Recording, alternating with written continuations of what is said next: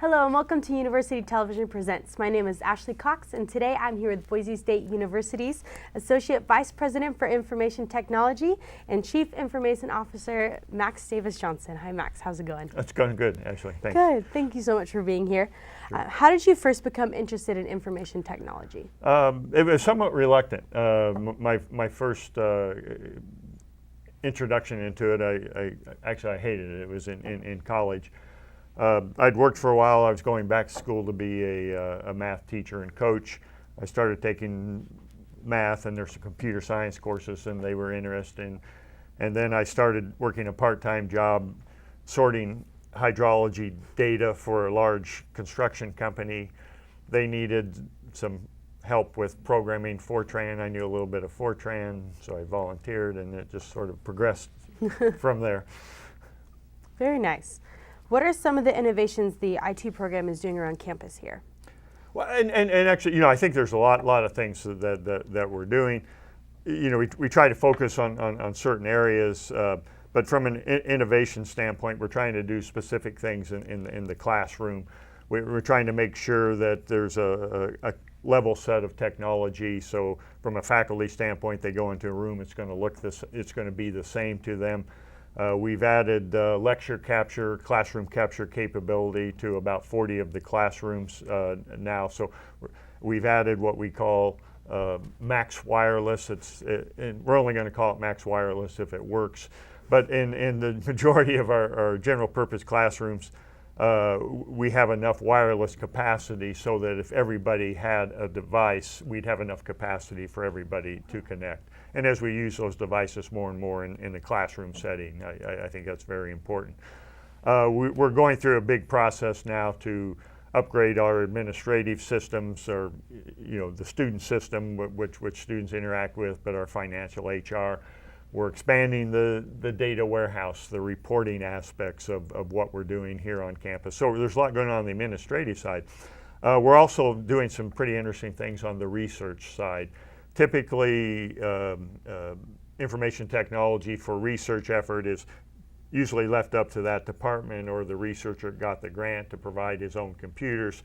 We're centralizing that here from the standpoint of having storage that researchers can use, having computational ability that researchers can use, and essentially we're giving it away to the researchers, because at the end of the day, they'll buy some devices, they'll put them in a closet, they'll put them underneath their desk, and the grad student that's working on them, he goes away, and then we've got a problem. And so the idea is, let us focus on the infrastructure. We'll provide whatever the researcher needs, and then then the researcher can focus on his research. Also, from an innovation standpoint too, we're starting to develop a number of things, not only from a student perspective, My Boise State on the web, but we also have a My Boise State mobile, and you're going to see more and more features and functionality that's going to be put into that. And hopefully, it's going to help students as they go through things here at Boise State. Something else that we're doing too, and it's not necessarily a technology innovation, but it's more from a customer service standpoint. We've really been trying to set up areas on campus where basically we call it Concierge Support. We have 3 zones on campus, and the idea there is that a student, faculty, or staff member can walk into there. They have a device, they have a problem with it, and the idea is we're going to help you. Maybe you can't get connected, maybe some software is not working, but the idea is you can get the help you need, when you need it. Besides just calling on the phone or trying to do that, you can actually walk in and get some help. So we're trying to do some innovative customer service things too as we move forward. That's awesome. Wonderful. So you also have a blog called Max's Minute that you do on a regular basis. And in that blog, you talk a lot about that 1314 roadmap that you guys have planned. And what are some of the projects specifically on that roadmap that you talk about? Okay, so on the roadmap, it's a number of projects. Probably the largest effort is what we run our administrative systems, student system, payroll, finance, and ultimately research on a platform called Peoplesoft. and Boise State was an early adopter of Peoplesoft, actually before year 2000, and the Boise State has certainly changed as a university since the year 2000. Unfortunately, how we have used the systems has not, and so we're basically, I don't want to say re-implementing, but we're taking advantage of all the new things that are now in the Peoplesoft platform that we weren't doing before, and so we sort of are doing a redo, across all of these. So we're phasing that, so that's a big part of it. But at the same time, we're part of the roadmap, what we call the roadmap 2. We're expanding the data warehouse. Currently, our data warehouse is where we get reporting out of. We store data that we understand the structure of, and then we can generate reports and analysis up. Currently, in the data warehouse, we just have student-related information as far, courses and things that students are taking, and the classes and all the student records type information. We're expanding that to start including finance information and HR information, so we can start looking at these things holistically. We're also doing what we call My Boise State as part of that, and basically all the web-related services that a student has, or a faculty or staff member, they go to this one location, and over time the idea is that all these services, online services, are there in one place. They log in once, and then they see the things they need to do. At the same time, when you log in, we know who you are. So if you're in a certain group, we can send you targeted messages. If you're a freshman, maybe there's certain things we want all the freshmen to see, and so we can expose that to you. So certainly that's something that's going to grow over time. Another item from the roadmap, which I think is really exciting, is a enhanced. We're calling it e-advising, electronic advising, but an enhanced system that helps keep students on track as they go through their programs, and hopefully allowing students to graduate on time. It gives information back to administration. Because a lot of, as probably some of you here realize, that you can't always get into the classes you want because there's not enough seats. And we can use this system to know that we've got 29 people in this program, and for them to stay on track, we need to make sure we have the appropriate number of seats in these classes in this semester. So over time, the intent is hopefully that it not only increases graduation rates, it increases retention rates, things like that, because it also will give us an opportunity to intervene if a student gets off track in their program. Instead of you just registering next semester, we would say, hey, you got to go talk to your advisor, and sort of force a little bit of interaction there when needed, as we move forward. So I think there's some pretty exciting things that are going to come out of the roadmap. Yeah, with these programs, how do you think they're going to evolve the Boise State campus as a whole? Because you obviously have a vision for them. So where do you see this taking our university? Well, and so I think we're trying to lay the foundation. So as the university moves forward, we can adapt. I mean, you look at one of the things. You and I talked a little bit earlier about what we're trying to do from a research infrastructure standpoint, cyber infrastructure standpoint, which I think is very critical. But another thing too, as one of the buzzwords that we'll see in the future is individual programs, in sort of a personalized education experience, and there's more and more content that's available from an instruction standpoint, from a faculty standpoint, and there has to be an easier way for that faculty to pull content, say video from here, pull this text from this ebook over here. Maybe I've got this really neat presentation that somebody did, but being able to bring that all together in one place, and then having the students go through it. So how we deliver content is going to be more variety, a lot more sources. It's not just going to be going from a textbook or going to a class and taking notes. that will still be a big part of how we teach, but the ability to pull information from everywhere together is going to be critical. And so having a platform in place that we can support that. But also, as part of this personalized learning, the idea, especially when you're talking online environments, the idea that a student has to start this day and in August, and this class goes until the end of December. We're going to see that blurring and changing a lot. We'll still have some of those segments of time for a class, but you'll see more self-paced. Basically, you can start basically about any time, and if you get through the curriculum, you can basically finish at any time. And so putting systems, processes in place that help support that concept, putting things in place that reinforce this concept of learning anywhere and any time too, I think is critical going forward too. So. Wonderful. You recently sent out an email to all of campuses, campus-wide, about the ransomware. Mm-hmm. I got that a couple days ago. So can you explain what that email was about? I believe it's a virus, and what's its function? And so we get it's interesting from a university perspective. Universities, because of our nature, we run what we call an open network environment. We have literally 10,000 guests, students coming on campus every day. They're bringing their own devices. You've got a lot of the public coming on campus, and so we have to run what's called an open network. We can't just lock it down, and we know who you are. We have to give a lot of people access, and so as part of that too, we're an easy target, and so you will see a lot of quote unquote attacks coming towards us.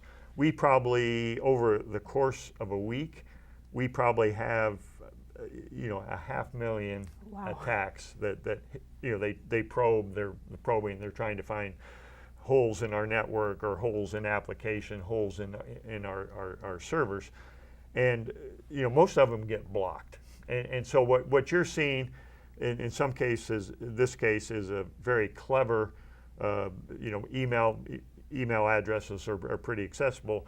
It comes in the form of an email attachment. If you happen to open that particular attachment, it would essentially put a piece of virus or malware on your machine. And what and one reason we wanted to let people know about this, because it started to affect a lot of people, not only here at Boise State, but across the state. And so the idea is here is hey, this is out there. Use common sense here. If you don't know who it's from, don't open attachments. I mean, just some of the stuff Mm-hmm. that we try to educate all the time, but sometimes we need a reminder, and that's basically what that was about. Now, in this particular case, this was a pretty mean-spirited, and basically it encrypted all your files on your machine and basically didn't allow you to access them. And in theory, it would let you access them if you gave it a credit card number or something like that. Reality is they wouldn't have even allowed that, and it's a way for it to sort of scam credit card numbers and then use them later. So the intent here was to make sure people are aware of this virus and don't open. If you don't trust the source, don't open it. Yeah, that's a little scary. Yeah, So. yeah. And there's a lot more of that, and a lot of it we do block, and we've got a lot of tools and we have staff that basically are just dedicated to doing this. Very nice. Well, good to know that we're all being looked after. And it's not foolproof, so. That's okay. At least the effort's there.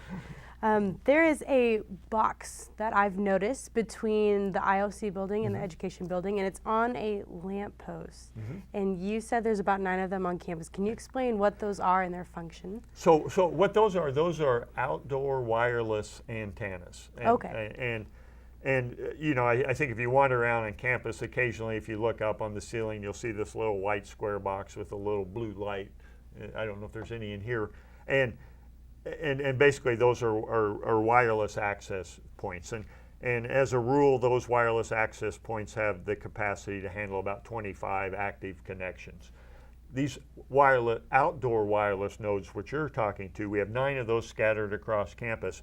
Those literally have they're basically powerful radios. They have a very extended range. They can handle up to 300 connections at the time. And so the idea is if you're outdoor, you're sitting underneath a tree, you can take your device and you can connect. Whether it's your laptop, your tablet, you can even use it on your phone. And I joked when I first got here, I said, I want to be able to walk across campus with my laptop and not lose a connection. And basically we're pretty close to that. We have a bit of we need a little bit more coverage around the intramural field by the Union, but we get another access node there. I think literally you'll be able to walk across campus and not lose your connection. Wow. So impressive. That's a long distance. Yeah. So we've got 3 in the quad. If you wander around the quad, we've got one on the admin building, one on the math geoscience building, and then another one on an antenna sort of over there by the library. So as funding becomes available, we also have some in the res hall area. As funding becomes available, we'll add a few more as we see need and demand. Perfect. Earlier you talked about changes in the classrooms specifically, and you said there's about 40 classrooms with the same technology. So with that, do you want to expand to all the classrooms, and then how do you teach the faculty how to use that as well? So I think there's, and so we have about what I call general purpose classrooms. And general purpose classrooms are classrooms that are scheduled by the registrar's office. And those are our responsibility from a technology standpoint. So in those 102 classrooms, that's what we're trying to get the same level of technology in all those classrooms. And in 40 of those classrooms, that's where we have the lecture capture capability. But other than that, those rooms, our goal is to get those rooms pretty much the same. So when I say the same, they've got, you go in there and the computer in the classroom in the console, it looks the same. It has the same applications on it, the same software. You've got the same, control on the wall to control, okay, I want to project from what's on the screen here to the projector, or wait, I want to plug in my laptop, or I want to run this DVD. All those should look the same to the faculty member, which means we have to have the same control box type thing in there. So what we do from a faculty standpoint is at the beginning of each semester, and unfortunately not every room's the same because you just can't go in and refresh 102 rooms all at the same time. So there's a bit of a staggered to the rooms. So at the beginning of before each semester, we reach out to all the faculty. We know what room they're teaching in. We send them specific instructions about what's in the rooms that they're teaching in. We offer to we have open houses where you can drop by and we'll walk through with you. We ask if you want to schedule an individual appointment. We'll come work with you. We have online training videos that faculty can see. And at the same time, if you're in a classroom, you look around, and it'll be up on the console. We also have a classroom support line. So if you're in there, something's not working, you call that line, and we have people scattered across campus. So in theory, we should be able to get there in 3 to 5 minutes, depending on where once we get that call. Now we can't always solve the problem right away when you walk in, and so also across campus, we have what we call crash carts. Basically, it's a classroom on a cart. So we can wheel that into the classroom. We have about 3 or 4 of them scattered across campus. So we'd wheel the closest one into the classroom and get the instructor set up on that. So hopefully there's not too much a delay in moving forward with the class. And so we try to work with faculty on a regular basis, getting their input. What works, what doesn't work, what can we do to improve. And hopefully we make the appropriate adjustments, from their standpoint too. And also we look for feedback from students too. So, you'll get complaints about, hey, I couldn't connect in that classroom. So, we'll try to figure out why potentially there were some issues and things like that. So. Cool. In your blog, you've talked about expanded server and storage opportunities and cloud stuff. Can you explain a little bit of that that's on campus? So, I think some of it is, the cloud can mean a lot of things, and basically I look on the cloud as running your stuff on somebody else's computer, and so we refer to what we're trying to set up from a research standpoint as Boise State's internal cloud, private cloud, for research, saying, from a researcher's standpoint, you're going to run it on our computers and not, not yours. But other than that, you're going to have the same access. In fact, in some cases, you'll have unlimited capacity, as much capacity as the whole cloud has. And so we're just trying to label it. But at the same time, as Boise State moves forward, we are going to be using more and more services, more and more computers or storage or applications that aren't here at Boise State. They're going to be, quote unquote, in the cloud, and we already do some of that to some degree. And so what we have to do as we move forward in this new environment, one, we have to make sure that we've got the connectivity, the bandwidth to connect to all these services. So if you have contention or you don't have enough speed in your network connecting in, those those things that are out there in the cloud, they aren't going to work as well, because you want it to work like it is here. And so that's part of it. At the same time, a lot of times we're pulling information from this service and from this service over here, so we've got to have the ability to mash them up. So in theory, you shouldn't care where this stuff is running as long as you can look at it and access. The other thing too is this concept of identity management. So for you to use all these services, they have to know who you are. You have to have the right credentials. So there's a lot of things we're doing behind the scenes to make sure that when you log into Boise State, we set things up so that when you go to this service, it knows who you are. It'll give you the proper things. You go over here, it will know who you are. So that's a big part of what we're looking at in the future, how we manage that, because more and more of what we do from a computing and application standpoint will not be here at Boise State. It will be somewhere else, and that's just the nature of where we're going. So we have to make sure we've got connectivity. We are the ability to pull all these things together here, and then also the ability to manage identities and roles and things like that. So. Thank you. So earlier you talked about the myboisestate.edu, and that's what faculty and students use so they can access everything. And that's very new to us as students this year. Is there anything that we can expect, upcoming changes, anything that's going to be changing soon with that website for us?